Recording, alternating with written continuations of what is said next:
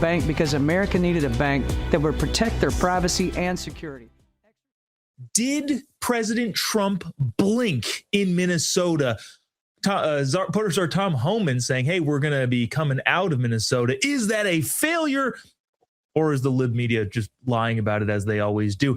And libs are in a competition with themselves to see who can call voter ID the worst possible thing. A new Thursday tradition, the Thursday Tribunal, Judgment Thursday, is also coming up on the show. I'm very excited for this episode. We're really excited that you're here as well. Thanks so much for tuning in. My name is Jobob. The show starts right now.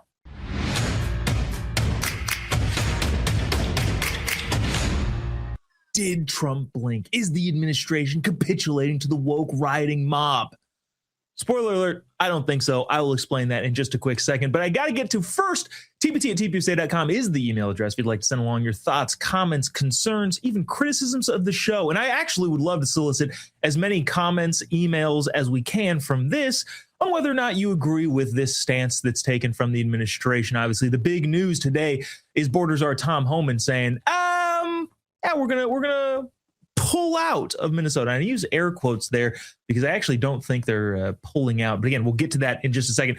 Email us, tpt@tpusa.com, with your thoughts and opinions on this matter. We like taking in all of that stuff to make sure that we know what you guys are thinking, and that's very important to us. And if that email or those comments are just downright nasty and just vile and inhumane in any way, shape, or form, it'll actually probably fit in great with the show here in the mailbag segment of the show. tpt@tpusa.com is that email address. So, to the topic at hand. Did the Trump administration blink in Minnesota with Border Czar Tom Homan's announcement today? Hey, we're getting out of Minnesota. Well, one, he didn't really say that. He said, that we're going to draw down the excess amount of people that we had in here because it was necessary. And maybe, in fact, they accomplished goals, which is why the reason that there can be some sort of drawdown. Now, the lib media, of course, is saying this is a massive win. If we riot in the streets enough, if we dye our hair blue, if we invade churches, they will leave. Or there was a mission, the mission was accomplished, and Tom Homan thinks, good time to move on to the next mission. I want to play the first clip from Border Czar Homan, in which he's eviscerating the media on things that ICE wasn't doing while in Minnesota. Take a look at this, cut 6, and we'll discuss on the other side. During the surge operation, ICE has not arrested anybody inside a hospital. We have not arrested anybody inside of a school, an elementary school. We have not arrested anybody inside a church. As a matter of fact, the only ones that disrespected the sanctuary of a church were the agitators that have been arrested and prosecuted, and so far we have 9 of them. However, those locations are not off the table. I said from day one, there's no sanctuary for a significant public safety threat or national security threat. But as far as those stories about ICE going into churches and arresting people in hospitals, it simply has not happened. And if you have a case where it happened, do you let me know? I love that little wit and charm. Hey, if it is happening, you tell me. I'll take care of it. But obviously, Border Czar Homan eviscerating the lib media and saying all of these things are happening, except for the fact that they aren't. He also, in that press conference, said that over 3,000 children that were lost by the previous administration were recovered in this operation. But to the point that everyone is talking, did the Trump administration blink? Did they back down to the overweight sociology blue hair major? Blue hair major? That still makes sense. You can major in blue hair in some universities. I think that's probably acceptable. Did they back down? Well, let's look at the other surges that happened across the country. Remember, Minnesota and Minneapolis wasn't the only one that happened. ICE has been ramping up all over the country, reason being because 20 million illegals came in under the last administration, and clearly immigration enforcement needs to ramp up because of that. Obviously, we heard about Operation Midway Blitz. That started in August or September-ish, depending on when you want to date that. Late August, early September, Operation Midway Blitz happens in Chicago. And you didn't hear about it going away, but it has dwindled down. The former guy in charge of the Minnesota operation Greg Bavino was in Chicago. Then he moved to Minnesota. Was there a big announcement? Did anybody in the lib media say, look, we won? No, they just effectively did what they wanted to do and moved on to the next project. In Los Angeles, there was a massive surge in June of 2025. A bunch of protests happened there. And I use the protest term just because that's a catch-all with lighting things on fire and burning down businesses and riots. But we call it protests is what the lib media calls it. Those operations were linked to operations at large, plans to ramp up arrests, which they did, involved thousands of personnel and lasted a couple weeks, couple months. Specifically, they raided MacArthur Park, known as Operation Excalibur. Eventually, the goals that they had set out to get there were reached. And ICE agents moved to other places because things are going on all around the country. This is a big web of things going on. And speaking of webs, we'll get to that in just a second. New Orleans and Louisiana more broadly, operation started around December 1st. 250 federal agents descended on New Orleans, which is a quote-unquote sanctuary city. The goal was to arrest a bunch of illegals, and they did. Now, has that come to an end? Honestly, I'm not even sure, but those ICE agents, those federal agents could be deployed somewhere else. They could still be there. The bottom line here, the point that I'm trying to make is these operations are not meant to be sustained in perpetuity, which means at some point they got to go on to the next mission. We obviously know about Operation Charlotte's Web in Charlotte, North Carolina, which was launched November 15th. Now, that one, interestingly enough, dwindled down around the end of November. In other words, it only lasted like 2 weeks. Why? Well, because North Carolina isn't a sanctuary state and doesn't tolerate the sanctuary policies. What had actually happened was the federal agents were able to cooperate with the local enforcement agencies, the local police, the local law enforcement, and say, hey, if you got any people that are here illegally in your county jails or your local prisons, go ahead and just let us know. And North Carolina said, sure. That operation didn't last forever. There were increased operations and smaller surges in places like Portland, New York, Boston, Memphis, Washington, D.C., all throughout 2025. Those surges happened. Now, the thing is, you call them a surge because there's a surge. Now, the surge doesn't last forever. People need to get moved to different places because different priorities arrive as things move along. That's how governance works. That's how law enforcement works.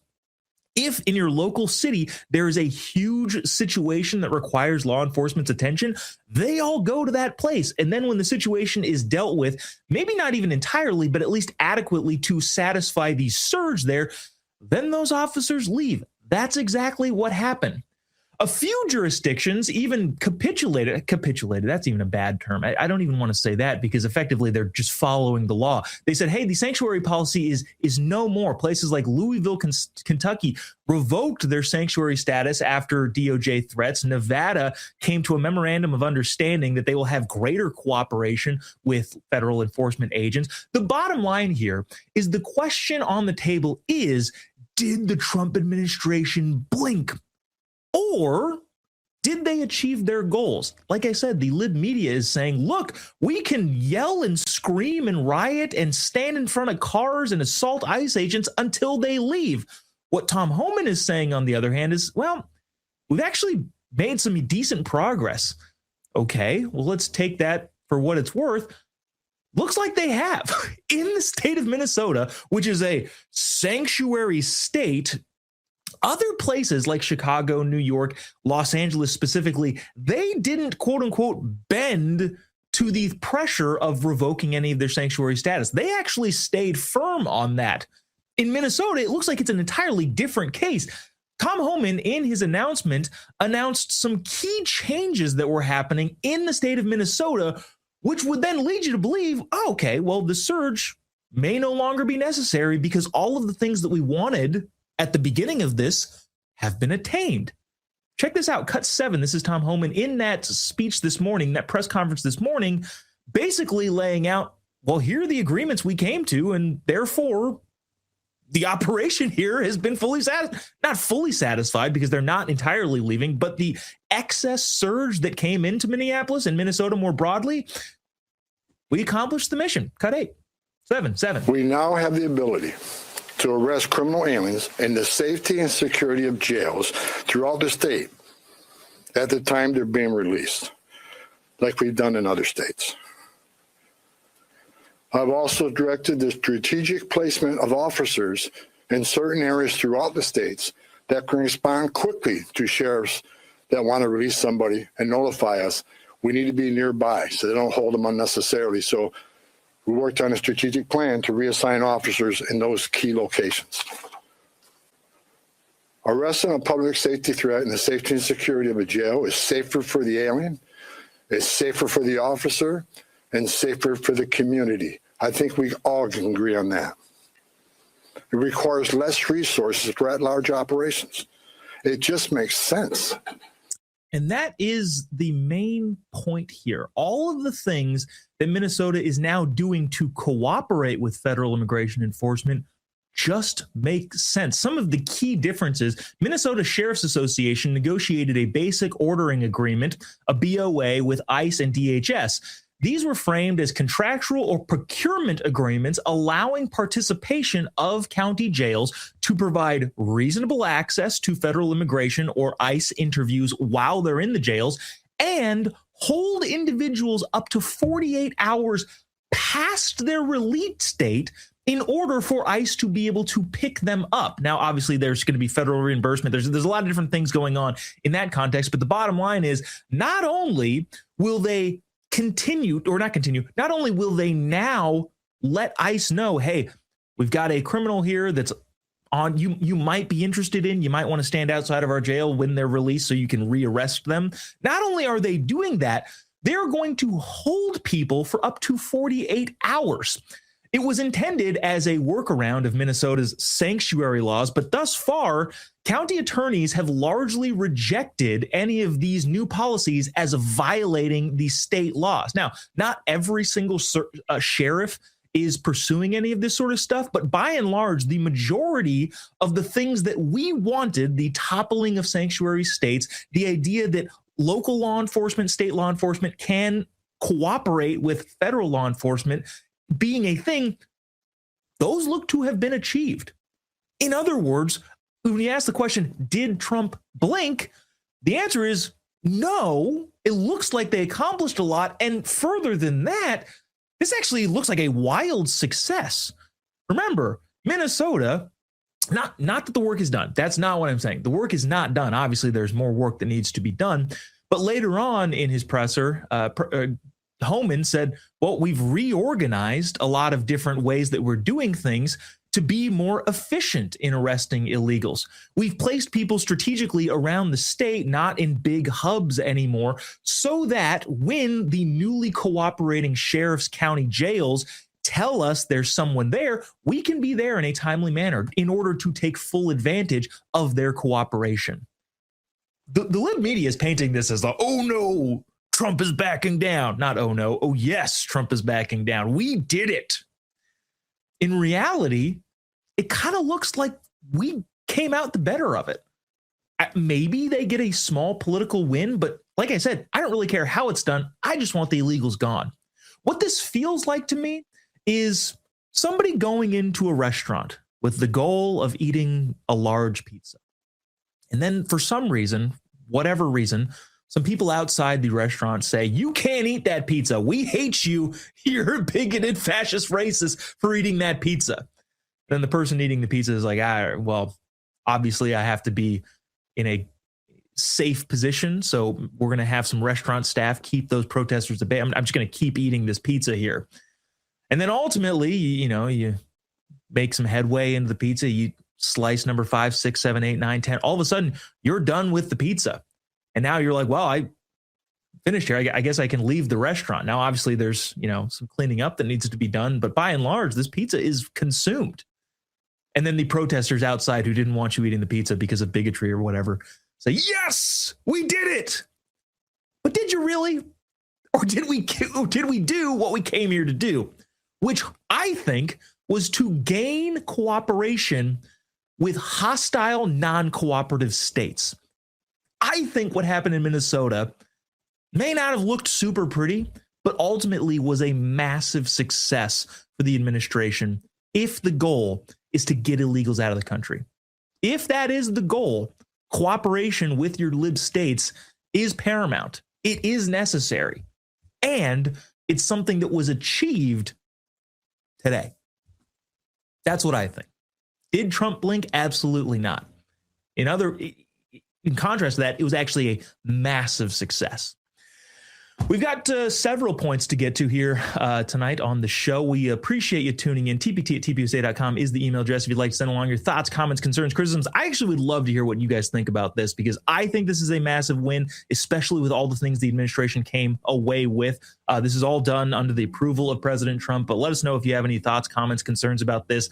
Again, I think it's a massive win. You don't necessarily have to agree. tpt@tpusa.com is that email address. We'll be right back after the break. Don't go away.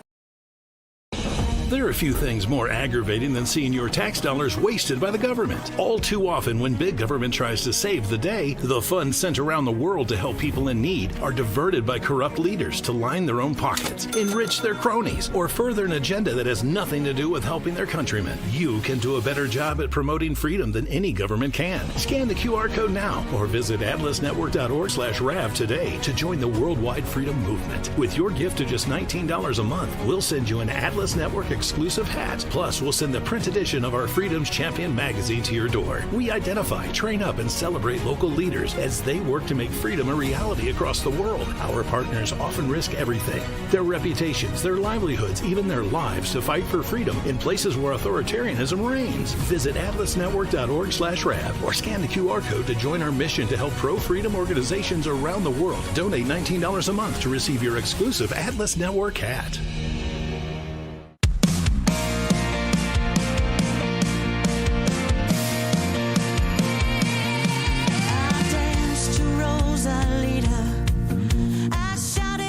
From powerhouse vocalist Natasha Owens, known for standout singles like Trump One and Somali Waltz, comes her brand new release, The Boss, released on Real America's Music. This is the direct response to Bruce Springsteen's recent release, The Streets of Minneapolis. While Springsteen once branded himself as a voice of the working class, The Boss gives a voice to everyday Americans and reminds listeners who truly shapes the future. The Real America's Voice audience has the power to move charts and shake the industry.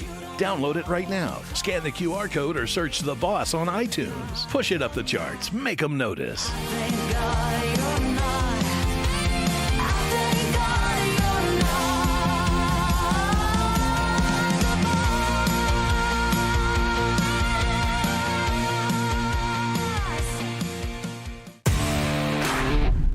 Hi, this is Chris from Colorful Colorado. I'm drawbridge in the Getter Chat. I trust no one for my news except Real America's Voice. So if anyone asks, I was never here.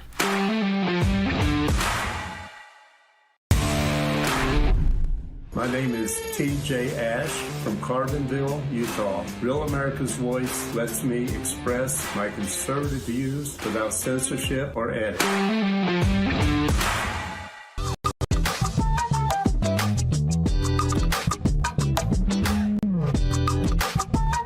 Just a quick question. If you enter the country illegally or you overstay a visa, should you be deported? My simple answer is, sir, it depends. Okay, so if somebody breaks into your home, should they be arrested for breaking and entering, or does it depend? That's Senator Bernie Moreno talking to the Attorney General of Minnesota, a guy who, I mean, we have talked about how much that dude is lying constantly. Very, very simple question. Hey, if somebody breaks into your house, does it depend? But actually, it's a civil lawsuit. They didn't break in. They just walked through the open door. Oh, okay, cool. So then they're fine to live there now? I like that. Big fan of the gotcha questions. Hey, so there's a lot of news to get to, a lot of things to work our way around in the media. So it is time to get to the point. Get to the point. Get to the point. Still don't know if I really appreciate that. I think that is a mockery of sometimes my long-winded diatribes, the tangents that we go off of. But anyways, it'll work for now. Getting to the point. One point. This headline is from Breitbart under Trump's new direction, the DOT, the Department of Transportation, moves to bar unvetted foreign drivers from U.S. trucking industry. You don't say. First of all, this is one of those things where I am of two minds. The first being, thank God. You're telling me that there were illegals, foreigners really more broadly, that were just entirely unvetted, that were getting licenses to drive multi-ton weapons? That's crazy. I'm glad that's happening. And at the same time, I guess I kind of already said this, but this was happening. We had a bunch of illegals driving trucks. This is crazy. Under President Trump's direction, the Department of Transportation finalized a federal rule today that bars unvetted foreign nationals from obtaining commercial driver's licenses by closing long-standing safety loopholes, allowing drivers with unverified or dangerous histories to operate heavy trucks and buses. Again, this is great. And also, this was happening. That's crazy. The new rules, as laid out by Transportation Secretary Sean Duffy, says it requires enhanced counsel and integrity vetting. It restricts eligibility to non-immigrant visa categories. It mandates SAVE system verification, which we'll get to the SAVE Act in just a little bit. The libs are fighting their way to the bottom on what they can call this thing. It's actually hilarious. And it eliminates a reliance on the employment authorization documents for licensing. So it's going to be fully vetted, basically, is the thing. And again, it's one of those things where it is so fantastic that it is happening. And also, holy cow, why did this need to happen? Point two, interesting, really interesting story here in the New York Times. In Kentucky, people are blaming Ford more than Trump for lost factory jobs. This is really interesting from a polling standpoint. The Ford Motor Company abruptly shut down the electric vehicle battery factory in Glendale, Kentucky in December, which, is unfortunate. They laid off 1,600 workers just 4 months after production began. And what is fascinating about this is libs are big mad because they say, well, there were jobs, and then President Trump eliminated the incentive, the subsidies, the government subsidies for these electric vehicles. Therefore, Ford said, holy cow, there's no money in this, so they shuttered the facility. Is it bad for the 1,600 people that lost their jobs? Yes. Who is to blame, though? I mean, obviously, if you're looking at this from an objective outside situation, you go, well, clearly it is the past administration who put all of these subsidies in place, not even Biden. There's also Obama that put all of the electric vehicles. We're going to give them a bajillion dollars in order to entice people to drive vehicles that they don't want. That's probably where the blame actually is. But of course, if something happens in a reaction to the government, the lib media tries to say, well, that's definitely Trump's fault. And they go to Kentuckians who unfortunately lost their jobs and say, how do you feel about Trump? Because he's the one that got you fired. And people in Kentucky go, no, that's not what happened. What happened was the Ford company tried to get all of those government subsidies. Therefore, they set up this battery factory. In reality, nobody is buying these electric cars, especially with the incentives gone. They're not cost effective. They're not easy to maintain, but easy to drive because the infrastructure just isn't there. We have gas pumps everywhere. We have electric charging stations in like 5 places. And in those 5 places, if they're set up by municipalities, chances are they don't work. That going away is not Trump's fault. It's actually the Ford company's fault. If they had built a factory that instead of doing batteries, I don't know, made carburetors or, name your car part, then, well, none of us would be affected here. The bottom line is this: New York Times is really has been really trying to spin this as wow, Trump is bad. And look at how dumb these people are for not blaming Trump and instead blaming the companies. When in actuality, the people that are blaming the company is correct. They are right. Getting to the points of the day. This point from CNN. CNN poll, libs are deeply motivated for the midterms despite having a dismal view of their own party's leadership. This is one of the things that libs and libs alone, for some reason, can do. And it doesn't help us to ignore this. We have to, be honest about the situation. In no presidential election, but really in no election period, has a candidate's dislike been an effective way of winning an election, except 2020. And again, I still have serious questions on that. What I'm saying is, usually people vote for somebody and not against somebody, unless, of course, it is in recent history and you are a lib. The libs feel, collectively, we are going to take back the midterms. The midterms are going to be our time to shine. We're going to take back the House. We're going to immediately impeach Trump, and then we're going to send it to the Senate, and they're not going to do anything about it. And then Trump will be the world record holder for most impeachments, even though he already is. But that number will climb, and he will, he'll have three times the next competitor. All hilarious, by the way, and that's what the libs think is going to happen. The only problem is they're very enthusiastic to get to the polls. But according to a new CNN poll in January of 2026, libs have a deeply motivated base for the midterms. However, they don't like any of the people that are running, which is fascinating. I really, really hate the guy who's in the White House, but he's not on the ballot.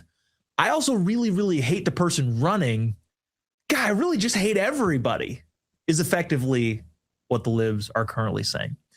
Now, I don't want to belittle this because this is going to be a really big issue that we come to in November when the midterms are here. You're going to have enthusiasm for, conservatives and their ideas and what it is that they're doing. So conservatives are going to have to do something to sort of either quell the lib enthusiasm or embolden the conservative enthusiasm. But regardless, something does need to happen. And at the same time, I still do find it funny that they're really, really motivated because the guy that's not on the ballot isn't on the ballot. And the people that are on the ballot, they also hate too. So that's hilarious in a lot of different ways. You know what's not hilarious is our next point here. Man, China, if you are Mark Carney or you are any of the globalist crazy people in Europe, France, saying they needed to be more like China, and then the Canadian dude saying we need to open up partnership with China, you are freaking crazy. Jimmy Lai, this is from Reason magazine, got 20-year sentence for saying things the Chinese government did not like. The Hong Kong media tycoon and pro-democracy advocate Jimmy Lai was 78 years old. Effectively, this is a life sentence for him. Was sentenced to 20 years on February 9th, earlier this week, after a conviction on charges of conspiring to collude with foreign forces and publishing seditious material, which frames critical moments for the Chinese government. He's obviously also advocating for democracy and freedom of speech in Hong Kong. And for that, he was hit with 20 years in prison. There's a lot more here, and maybe we'll talk about this more in kind of a broader, deeper dive into this. But I think this is huge, and it isn't getting talked about enough.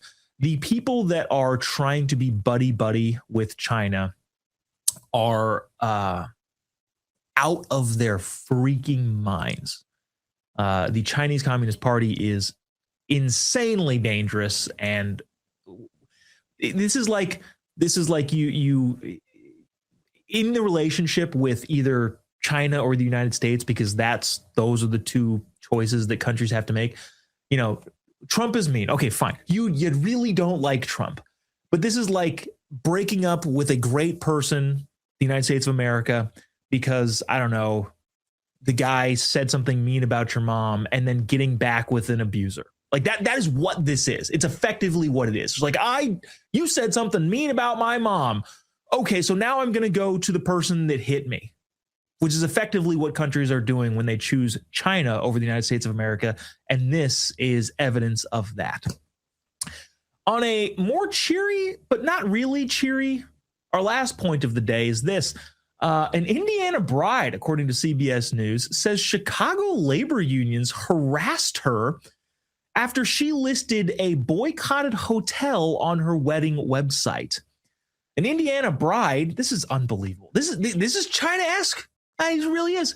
An Indiana bride named Lauren Johnson faced months of harassment from Unite Here Local 1, a Chicago-based hotel workers union, after she listed the boycotted Doubletree Hilton Hotel in South Bend as a recommended stay for wedding guests on her wedding website. In other words, some random poor girl was having a wedding and saying, hey, if you're traveling from out of state, out of town, because, family lives all over the country, friends live everywhere, here are a couple places that you might consider staying. One of them happened to be, I guarantee, unbeknownst to her, a hotel that the union in Chicago is boycotting. And then they harassed her for it. The union allegedly started calling her personal phone number, contacting her friends and their workplaces, sending fake mock wedding invitations to her weddings, and protesting outside of her workplace. Meanwhile, she's probably going, what the F is going on? Just like freaking crazy people. And, probably should be noted, these are the very types of people that will go, quote unquote, protest ICE, just harass people unendingly until they get their way. Bunch of freaking children. Johnson, who has no connection with the hotel or the labor disputes, filed police reports and finally sent the union a cease and desist letter. The hotel listing was removed from her wedding website, and she continues to go forward with her wedding, as she should, in July. But holy cow, how low do you have to sink to go harass some poor girl who's trying to get married, who says, hey, here are 3 hotels in the area. Yeah, well, this hotel is on our S list, so we're going to harass you for it. Holy cow. Deport these people to the Taliban. Judge, jury, and executioner here. That is my verdict. Which is, speaking of, we're going to get to in a later segment of the show. So this Thursday is the inaugural segment. What is it called? Tribunal Thursday, for which the fun zingers is. I'm looking forward to you seeing that. TBT at TPUSA.com. If you have any thoughts, comments, concerns on that, I'd love to hear your thoughts about China, because I do think that that's something that we need to be talking about way more. There's a bunch of stories that aren't being covered at all in the media. Iran is one of them. Let us know. TBT at TPUSA.com if you have any thoughts on that. We will be right back after the break. Don't go away.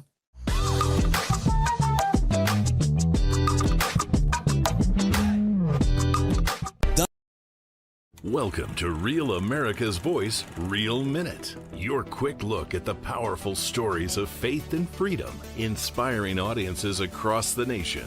Angel Studios presents. I'm Bo Davidson with your Real America's Voice, Real Minute.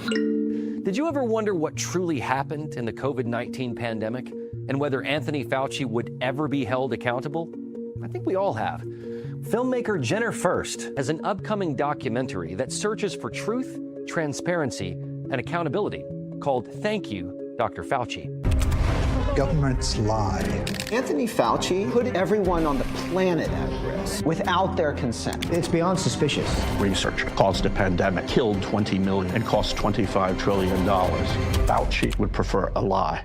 Public trust, national health, and global security are at stake as this documentary digs through thousands of pages of documents and interviews with former officials and whistleblowers in the most controversial narrative of our time that may also be one of the largest cover-ups in modern public health history. Here was the cover-up. Why would he trade the Chinese the most advanced biotechnology in the world? He's a spy. It's insane. I don't think this is going to be foolproof. Things are going to slip through. Fauci knew and lied repeatedly. Rather than being a partisan hit piece, Thank You, Dr. Fauci is an honest look at the origins of COVID-19 and a potential bioarms race with China.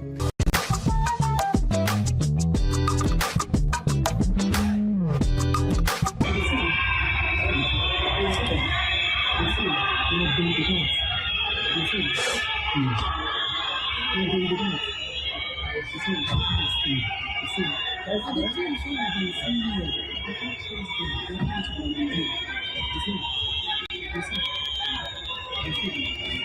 my god! Oh my god! It's just a little boy. Oh, jeez. Oh my god! Oh man, I was wondering what that was. Yeah. What? Judging by the whistles and a bunch of crazy people surrounded, I assumed that was an ICE thing. And then he's just a little boy.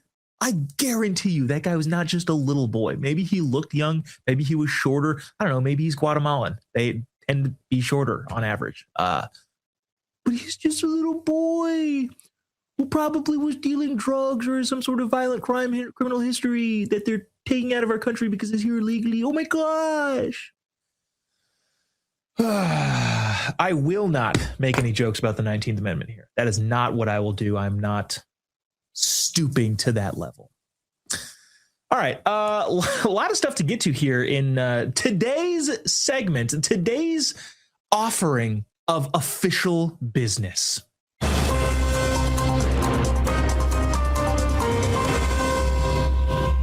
Like I teased earlier on in the show, today's official business will highlight several of the libs in apparently a competition with themselves to call the SAVE Act the worst thing they could possibly find. Now, we're going to start lighthearted here. This is a social media post from Representative Lauren Underwood in which she takes her best shot at calling the SAVE Act the worst word possible, right? What they're trying to do is escalate it. At least I think they're in a competition with other libs to escalate the SAVE Act to the most abhorrent description. Here is Representative Laura Underwood's attempt at that in this social media video. This is cut 8. Republicans are trying to make it harder for you to vote. Let me tell you how. The Save America Act would require your passport or your birth certificate to match your current name in order to be able to vote. If y'all got married and changed your name, your birth certificate would not match your current name. Nearly 69 million women in America have a birth certificate that does not match their current name. And therefore, 69 million American women would no longer be eligible to vote. I mean, aside from the fact that that's not true, it is hilarious. But honestly, Representative Lauren, it's not exactly your best work. I think that there are more derogatory, abhorrent descriptions you can use to call the very, very reasonable SAVE Act, which says that, hey, you should be a citizen to vote. Not really sure why that's controversial, but again, libs are doing their best to call it the most abhorrent thing they've ever seen. By the way, too, just to very quickly hit on that, 69 million married women aren't going to be able to vote. I mean, there's on one hand, you have the example of, well, okay, lib women are the ones who tend to not get married. So what you're saying is conservative women won't be able to vote. Why would that be a problem for libs? And again, if I'm looking at this super cynically, which I don't actually think, because on the other hand, it's just factually inaccurate. You can also just bring your marriage certificate. Like that shows your updated name. So the whole thing is a moot point. Other than the fact that they're trying to get the most derogatory, abhorrent term in there, up with her entry into the worst thing that they could possibly call the very, very reasonable legislation, is Representative Catherine Clark in her entry into the competition between libs to see what they can call this as if it's the worst thing in the world. Cut 9. They're trying to say this is a voter ID bill. That's not what's happening here. Let's just look at a typical mom. You guys must know some working mothers. The ones that I hear from across my district and across this country, they are struggling to put food on the table for their kids, working 2 jobs to try and make ends meet, trying to juggle getting their kids to school, maybe catching an occasional game, fearing they're never going to be able to find childcare they can afford, and praying nobody in the family gets sick because they can't afford a doctor either. And now you're going to say to those women, because they got married and changed their names, they have to go down to a clerk and prove they're citizens, sign affidavits, do this in person. This is a minefield of red tape that you have put in front of women and American citizens. Now, it's fascinating here because the terms have changed. Last week, it was minorities are too stupid to vote. Now, it's women are too stupid to get an ID to vote. I also love the big, long setup. Moms have to make meals for their kids. They're rushing. I mean, I'm not, degrading that at all. Being a mom is it's a full-time job.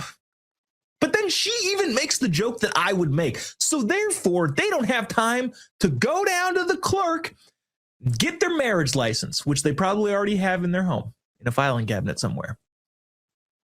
What?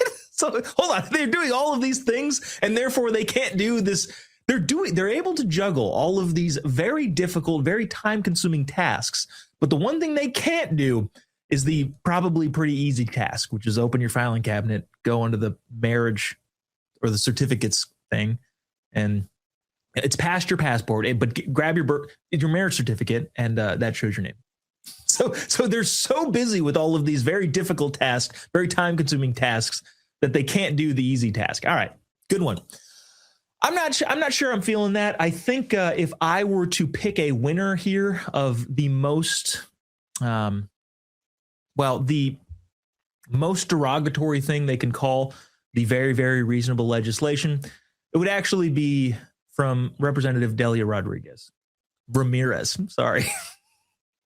Representative Ramirez is, I think, our winner when it comes to how much she can trash a legislation that the overwhelming majority agrees with. Here is her offering, and then believe me, I think that this is the winner. Cut 10. Hear my colleagues on the other side of the aisle. What I hear is the same racist, misogynistic trash, different decade. Republicans are invoking historical policies intended, let's be clear, to disenfranchise Americans, especially working people, women, students, indigenous people, and anyone who can't afford the burdens of a new bill. The Save America Act is yet another Republican attempt to intimidate and suppress the votes of anyone who threatens their extremist white supremacist agenda. Yes, we got white supremacists in there. I was frantically taking down notes of all of the different buzzwords, the lib buzzwords that she used. And I was just hoping, get to white supremacist. We got racist, misogynistic, disenfranchised, indigenous, intimidate, suppress. The holy grail of derogatory things said about something that pretty much everybody agrees with. By the way, 83% of Americans support voter ID laws, including 82% of Latino Americans, 76% of Black Americans, and this is all because of white supremacy. The overwhelming majority of all of the minorities included in this poll are only doing so because of white supremacy. We should have a producer Glenn. Let's figure out a way to set up like a lib buzzword bingo. I think that'll do really, really well in official business. But this has been official business. Actually, you know what? Got time for one more. This is official business by proxy. This is the governor of a state's wife taking over this clip has just been floating around. I just had to play it. This is Jen Newsom, Governor Newsom's wife, taking over a press conference that he's at, saying to the reporters, hey, you're asking the wrong questions. You're asking bad questions. So ask better questions, because my husband and all of these people deserve to be asked questions that we want asked. I kid you not. That's what she said. Cut 11. No, we just find it incredulous that we have Planned Parenthood here, and women are 51% of the population, and the majority of the questions, all of these questions, have really been about other issues. So it's just fascinating. You have this incredible women's caucus and all these allies, and you're not asking about it. And this happens over and over and over and over again. You wonder why we have such a horrific war on women in this country, and that these guys are getting away with it, because you don't seem to care. So is her rationale, hey, the governor's here As you can see, there's lots of women behind him. Why would you ask him about the rampant fraud going on in his state? There are women here. Can't you see that? And there's a war on women, which I'm not sure that I wasn't sure that existed. I first time hearing about it, but apparently there is one, even though there's one side of the political aisle that, venerates women, but it's not them. You can't ask these questions because look at all the women standing around and the allies, of course. Hilarious. This has been today's offering of Official Business. Official Business has now concluded. We will be right back after the break to discuss the new Thursday Tribunal. It's Judgment Thursday. TPT at TPUSA.com. If you have any thoughts on anything we've talked about here or things that we should be talking about, let us know in your email. We'll be right back after the break.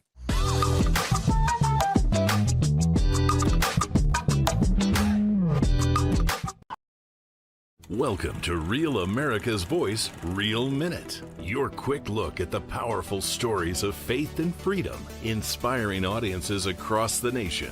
Angel Studios presents. I'm Bo Davidson with your Real America's Voice, Real Minute. Did you ever wonder what truly happened in the COVID-19 pandemic and whether Anthony Fauci would ever be held accountable? I think we all have. Filmmaker Jenner First has an upcoming documentary that searches for truth, transparency, and accountability called Thank You, Dr. Fauci. Governments lie. Anthony Fauci put everyone on the planet at risk without their consent. It's beyond suspicious. Research caused a pandemic, killed 20 million, and cost $25 trillion. Fauci would prefer a lie. Public trust, national health, and global security are at stake as this documentary digs through thousands of pages of documents and interviews with former officials and whistleblowers in the most controversial narrative of our time that may also be one of the largest cover-ups in modern public health history. There was a cover-up. Why would he trade the Chinese the most advanced biotechnology in the world? He's a spy. It's insane. I don't think this is going to be foolproof. Things are going to slip through. Fauci knew and lied repeatedly. Rather than being a partisan hit piece, Thank You, Dr. Fauci is an honest look at the origins of COVID-19 and a potential bioarms race with China. It streams exclusively on Angel Studios app and site starting on October 23rd. And all you need to do is go to angel.com/Rav to stream it. So be ready to watch, question, and share as the quest for truth and accountability continues.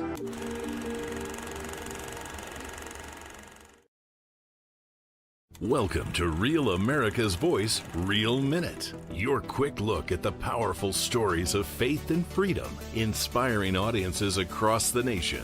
Angel Studios presents. I'm Bo Davidson with your Real America's Voice, Real Minute. Did you ever wonder what truly happened in the COVID-19 pandemic and whether Anthony Fauci would ever be held accountable? I think we all have. Filmmaker Jenner First has an upcoming documentary that searches for truth, transparency, and accountability called Thank You, Dr. Fauci. Governments lie. Anthony Fauci put everyone.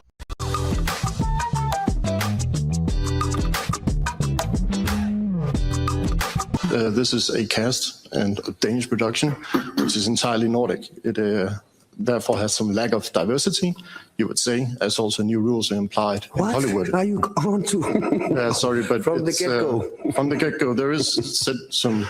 Okay. Well, first of all, the film takes place in Denmark in the 1750s. I'm not sure what movie that is, but I'm going to have to go see it now. The reporters say there's a severe lack of diversity. There's no black people in this movie. The guy, without saying it, says, "Oh, there's no black people in 1750s Denmark."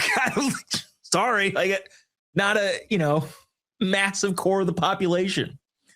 Wow, that's fascinating. I can't believe that was a serious question. It is time for the brand new segment. It is Tribunal Thursday or Judgment Thursday or one of those things. Here's the zinger. Thursday Tribunal. Justice Thursday. The Thursday Tribunal, or other words, Justice Thursday. Now, the rules are I am the judge, jury, executioner. We will take in a piece of content together, and I will rule and also, if appropriate, sentence the offender to what I believe is an appropriate sentence for the crime that they have committed in my eyes. Again, am the all-being, all-seeing eye of justice in today's Thursday Tribunal. That's very jokey and hokey, but it's actually the first one up is kind of serious, and I wish I wasn't so jokey hokey here, but play cut 12. If you have questions, I'm prepared to take them at this time. Officer Romina Dea from Global News. Could you please expand a little bit on the suspect? Was he known to police? Were there any red flags regarding his mental health? So a suspect is identified as an 18-year-old female by the name of Jessie. So that is the spokesperson for the police there in that Canadian city in which a trans person, a mentally ill trans person, killed 6 people in a school and including 8 people in total, including several family members, his mother and I believe sister. And a reporter is asking, hey, have you heard of this guy before? And he said, well, actually, the important thing is we respect the murderous killer's pronouns. What is the crime being levied at this particular individual? As the prosecutor myself, I think the charges being brought against this guy is Walls level retardation. And also as the judge, I find him guilty. Sorry, as the jury, I find him guilty. As the judge, I sentence him to life imprisonment. Let's not go that. No, it's the death penalty. I'm kidding. I think life in prison is just and fine. I would love to have more Thursday Tribunals or Justice Thursday clips. We've got several lined up, but we're running out of time because, I don't know, there's a lot to get to. There's so much to get to. And I want to leave time for your emails. tpt@tpusa.com is the email if you'd like to participate in our mailbag segment, which is the last segment of the day. And remember, if your emails or comments are gross, disgusting, vile, and bigoted, they actually have a better shot of being read here on the show. tpt@tpusa.com. We'll be right back after the break. Don't go away.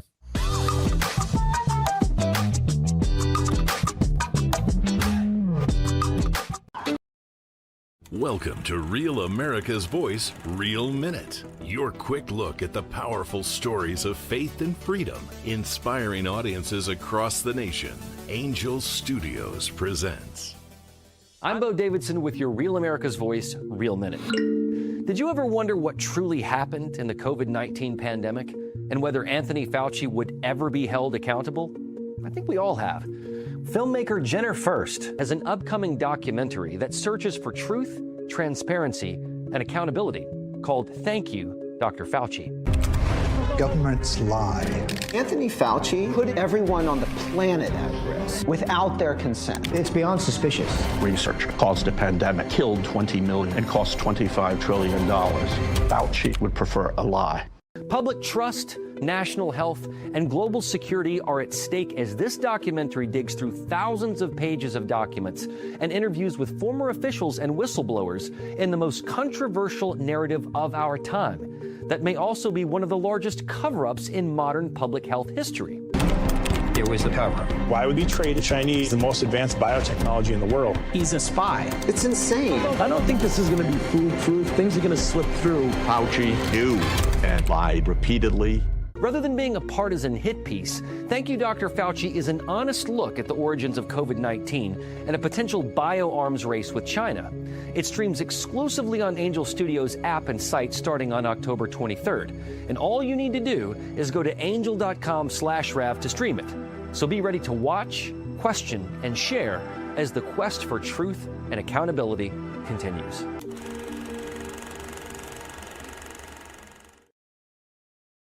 Welcome to Real America's Voice, Real Minute. Your quick look at the powerful stories of faith and freedom, inspiring audiences across the nation. Angel Studios presents. I'm Bo Davidson with your Real America's Voice, Real Minute. Did you ever wonder what truly happened in the COVID-19 pandemic and whether Anthony Fauci would ever be held accountable? I think we all have. Filmmaker Jenner First has an upcoming documentary that searches for truth, transparency, and accountability called Thank You, Dr. Fauci. Governments lie. Anthony Fauci put everyone...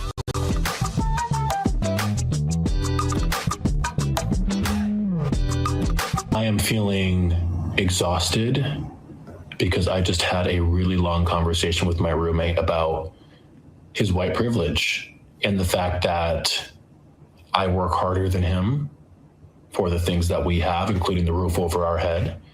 He walks through life with everyone just giving him whatever he wants.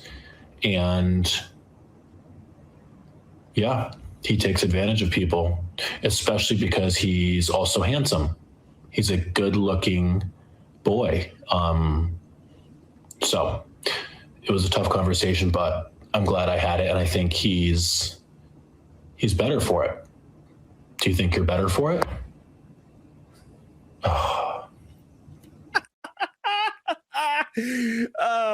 Deletes paragraph.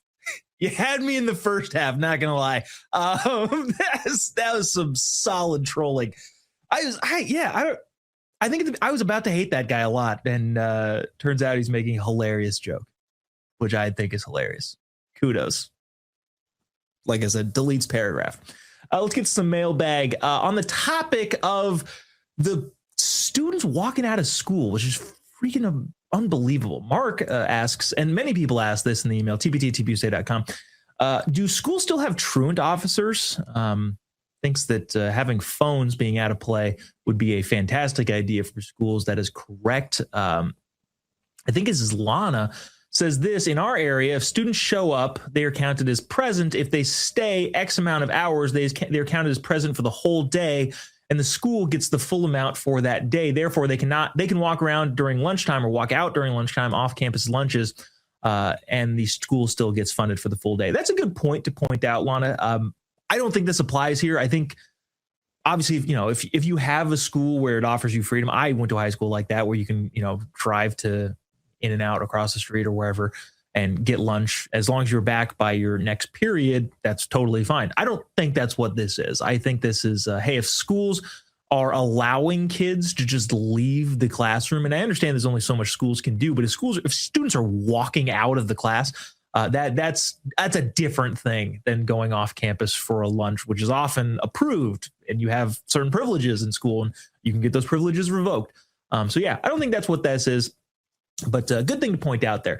Richard from New Mexico says, New Mexico has the worst stats in the nation. We were talking yesterday about the expenses of students per year and whether or not those students actually learned anything. He says they rank 50th out of 50th and 51st with only 50 states. He says this, only libs will be proud of the stupidest people in the nation. And, I will not say that to necessarily the kids, but I will say that to the people that are educating or trying to educate the kids. Those people are the stupid ones that are unfortunately yielding terrible outcomes for students and kids. He does say, though, we rank 51st out of 50 states because they include DC sometimes, and they even rank lower than that. So, yeah, the massive expense being put towards government schools is in so many ways not worth it because New Mexico spends a decent amount of money on their schools relative to their cost of living. Let's see. Don says this, imagine the chaos if parents decided to send their kids to Catholic, Lutheran, Christian schools more broadly. They'd get a better education and the state wouldn't get any money. That's a good point. I actually should look into this because during COVID, a bunch of parents were homeschooling their kids or sending them to private schools because the schools were open. This is in California. California then passed some sort of amendment, and I got to refresh my brain on this, where the funding for the schools, at least at that point in time, didn't change due to absences or people getting yanked out of schools, which is crazy to me. And if that's still in place, that is a big problem. But yeah, no, you should send your kids if you can afford it, if you're able to do it. Do not put your kids into government schools under any circumstances. Last thing I'll say here is Bruce sent me a reel of what the Bad Bunny lyrics actually said when translated. Unfortunately, Bruce, I also can't play those lyrics due to FCC violations. That's going to do it for us today. I really appreciate you taking the time tuning in. We will see you tomorrow, same time, same place. God bless America.